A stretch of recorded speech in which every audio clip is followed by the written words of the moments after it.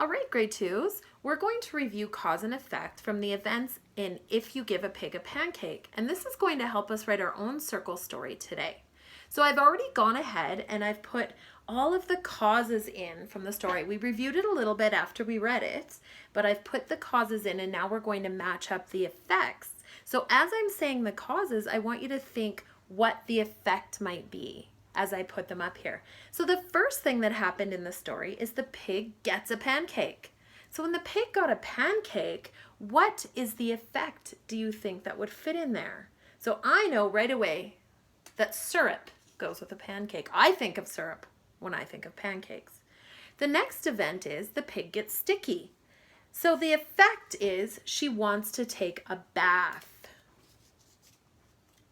And then when she's in the bath, she wants a toy. So I know after she wants a toy in the bath, she gets a duck, and that's the effect. The girl plays music is the cause. Whoops, we'll put this one back up there. The girl plays music is the cause, and of course, the pig starts to dance. That's the effect. So as I'm going through these events, I want you to think about what you could write your story about. What might some of the causes be and some of the effects? The pig sees a tree. She wants to build a tree house. The pig wants her picture taken. She asks for a camera. So all of these events lead up to the ideas behind a circle story, which would take us right back to. So I took a little bit of time and thought, what would I like to write my circle story about? You'll have a page just like this in your home learning package this week.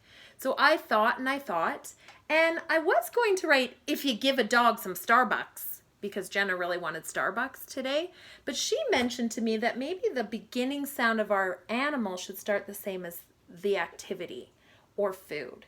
So I decided to write about a snake getting some Starbucks. So I wrote, if you give a snake Starbucks. So then I sat down and thought, what would happen if a snake had Starbucks? What would that snake think of right after they had Starbucks? So the beginning of my story goes something like this. I wrote my ideas in the square and then I wrote a sentence to go with it. So I wrote, and you probably can't see it, but I wrote Starbucks, and then I wrote, if you give a snake Starbucks, what do you think might happen next? I decided she'd probably want a cake pop. She'll want a cake pop to go with it. So then the next thing I thought, what do I think of when I think of cake pops? And I think of birthday parties. You'll give her a cake pop and she'll think of a birthday party. And then I thought, well, as soon as I think of a birthday party, what do I think of? Well, I think I want a party hat. She'll ask you for a party hat. So where do you think you could find a party hat? I thought about the store, but then I thought, no, I have some in my closet. So I'll go to my closet and then I'll go to the closet to get the colorful hat. And when we go to the closet, she's going to see something. She sees her blanket. She'll see her favorite snuggly blanket. And I added some detail into my writing.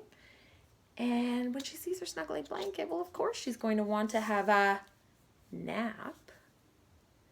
When she sees that blanket, she'll take a nice nap.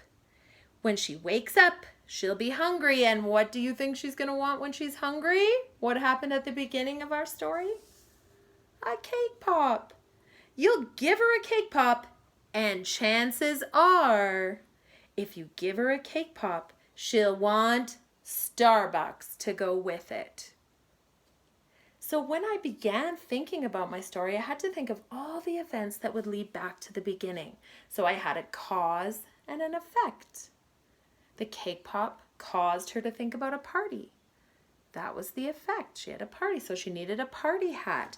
So when you're writing your story, you can come up with some great ideas like that as well.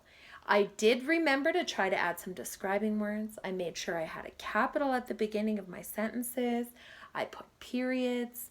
Now there's not a lot of space inside these boxes, so feel free to just do your planning on the boxes and put your ideas, and then use your journal to write your story.